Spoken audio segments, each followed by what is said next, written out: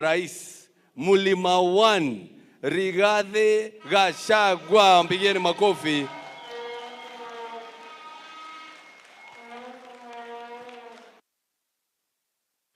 Thank you. Tafadhali tuketi.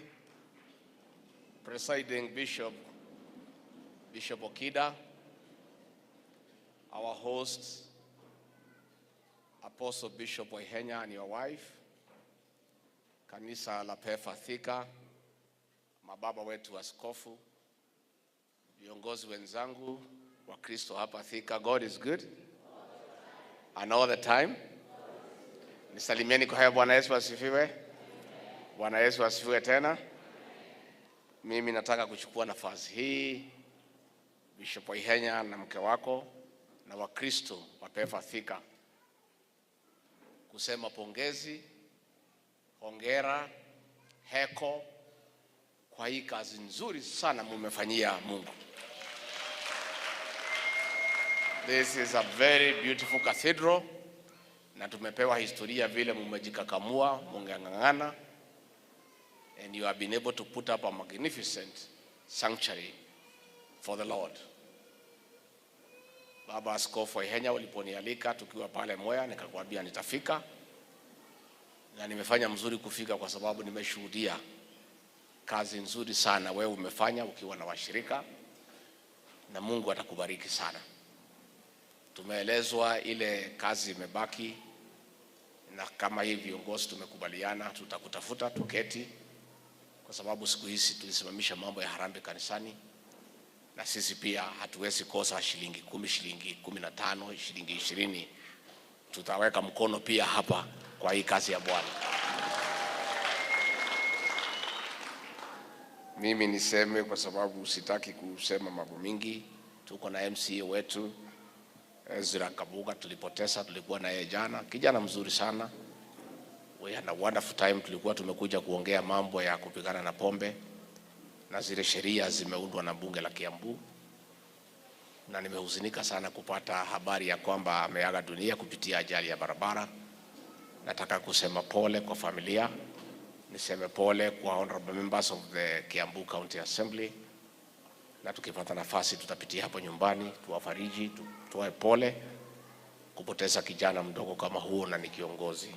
Ningetaka pia niseme pole. Reverend Lucy nasema congratulations on your ordination, na tunakutakia mema katika kazi ya Injili na kufanya kazi la Bwana, na uendelee kuendeleza Injili. Tunasema asante. Kanisa na serikali ni kitu kimoja, kwa sababu we serve the same people, na kwa hivyo tunataka kushukuru kanisa kwa kuendelea kutoa spiritual guidance to our people. Sana sana tumesaidiana sana na kanisa kwa hii vita ya kupigana na pombe haramu na mihadarati. Na mimi nataka kuuliza makanisa zetu zote siendelea kutusaidia, because they are the moral conscience of society. Na kwa hivyo mababa askofu, kanisa letu la Pefa, muendelee kushirikiana na serikali, kuongea na watoto wetu na kuwaelekeza kwa ile njia ambayo inafaa. Nikiongeza tu kidogo, tumekuwa tukifanya kazi ya mabadiliko katika ukulima wa majani chai, and to a certain extent we have succeeded, to a certain extent we have not succeeded. Na ile shida iko katika sekta ya chai is a high cost of production, na nimekuwa nikiongea sana na watu ya KTDA ya kwamba wapunguze ile gharama per kilo. Tumepata bei nzuri mwaka huu, lakini factories zingine zimepata bonus ziko chini, kwa sababu wasimamizi wa hiyo factory wameweka gharama ya production kuwa juu. Ndio unaona factories zingine zimerithika, zingine ziko chini, yet the quality of the tea was the same, the price was the same. So tungetaka kuuliza wakurugenzi wa KTDA wajaribu tafadhali, vile niongea na nyinyi Mombasa, tupunguze the cost of production. Juu ya hayo tunaendelea kutafuta mtambo wa orthodox tea, kwa sababu orthodox tea gharama bei yake iko juu by $1 as compared to CTC. Kwa hivyo tumekuwa na mpango na factory zetu za KTDA, serikali za county na serikali kuu tusaidiane ya kwamba we upgrade ile production line ikuwe ya orthodox tea, ndio tuweze kupata bei iko juu ya kusaidia wakulima. Kwa mambo ya kahawa tumeendelea sana, na tuliita mkutano pale Meru ya coffee conference, na tukakubaliana mabadiliko tutafanya katika sekta ya kahawa. Turudishe Coffee Board of Kenya, turudishe the Coffee Research Institute, ndio mambo yetu iweze kutembea sawa sawa. Na ningetaka niseme tulitengeneza sheria na ninafurahi iko katika bunge la kitaifa. Niliona mheshimiwa Mchomba akichangia. Tunataka kuuliza bunge la kitaifa, tafadhali mupitishe huo mswada ndio tuweze kuidhinisha hiyo sheria iweze kusaidia wakulima wa kahawa.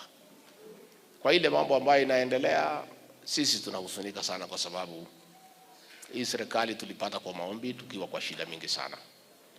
Na sisi na watu ya hapa Mount Kenya na wale kutoka Rift Valley tuliungana, tukapendana na tukakuwa na maelewano na tukamuunga rais mkono nikiwa naibu wake. Ningetaka tu kuuliza rais wetu ajaribu tu aweke nyumba yake pamoja, tuweze kufanyia wananchi kazi. Tangu tuchaguliwe ni mwaka miwili, kuna kazi mingi sana zimesimama, ya barabara, ya maji, ya stima, ya mashule, na kulingana na mimi hiyo ndio kitu ya maana sana. Hii maneno ya mipango ya kuumiza wengine na kutatiza wengine, hiyo maneno ukiiniliza haina haja, kwa sababu sisi tulipewa miaka 5 tufanye kazi. Na kama iko shida kwa boma, mzee mwenye boma ataketi chini na bibi zake na watoto atatue. Lakini tukianza kutengana, I want to caution that the direction that is being taken ya kubomoa hii nyumba yetu, hii nyumba ikibomoka haitarudi tena. That is the truth. That action people are planning, wakisaidiwa na watu hawakuwa na sisi, ikivuja hii boma ya UDA haitaweza rudi tena, itasabaratika. Hapa kwetu Kikuyuni kuna msemo inasemanga usipoteze 4 ukifuata ngapi? 8. I want to ask my brother, my Vice President William Ruto, to be cautious and do the right thing. Let's keep our house together.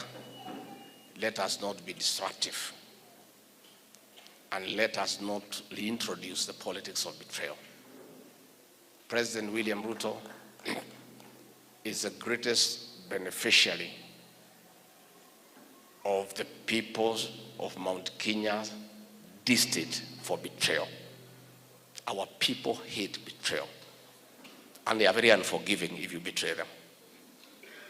I ask my brother, President William Ruto, not to be tempted to go to that direction, because these people will be very unforgiving.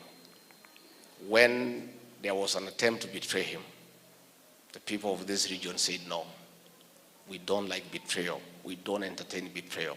And for that reason, the people of this region stood with him to a man to express their displeasure at betrayal. If the people of this region feel betrayed, as they will, if we go into that direction, these people will be very unforgiving. That's just my advice. It doesn't have to be taken. I've been around for a long time. Mimi nimekuwa hapo wakati ya Moi, nimekuwa hapo wakati ya Kibaki, nimekuwa hapo wakati ya Uhuru. Sasa niko hapo, mimi najua mambo mawili matatu. Hii watu ya Mlima Kenya mimi nawaelewa sana. Kisaliti hii watu, uhusiano yako na hawa itafika mwisho. And it cannot be salvaged. I still think there is room for the president to put his house in order, talk to everybody, and let us get back to work and serve the people of Kenya, execute the mandate that they gave us. We gave very many promises. We need to keep those promises. And it's important that we keep those promises. The other day I asked the president to keep one promise to the people of Kenya that requires no funding, requires no IMF, requires no World Bank. he promised the people of Kenya that under his watch, his deputy will never be humiliated. Didn't he promise? We're asking him to keep that promise. If he can't keep that one promise, nobody can trust him to keep any other promise. So it's up to him. It's up to him. Sisi tuko pale, sisi ni watu wa Mungu. And for me, I'm comforted by the fact that when things were very difficult for President William Ruto, and he was under a lot of attack, a lot of schemes, a lot of intimidation, a lot of humiliation, a lot of harassment, Mungu alisimama na yeye. Huyo Mungu alisimama na Rais William Ruto. Hakuna bahali ameenda. Si yako tu. That is my comfort. Ya kwamba huyo Mungu hakuna bahali ameenda. He's still there. So let us see how things unfold. Let us see how things unfold, but we have a country to run. We need to be careful so that we don't create acrimony in this country. And I want to advise that we came together with our brothers from the Rift Valley to support President William Ruto, and we agreed. Let us not create a situation where these communities never trust each other in future. I think we need to be careful. We need to be careful. We need to walk the path and the journey that we started. We want to support the president to succeed. We are more than ready so that we serve the people of Kenya for the time that God has given us a chance through the people of Kenya. And in my view, that is the right thing to do.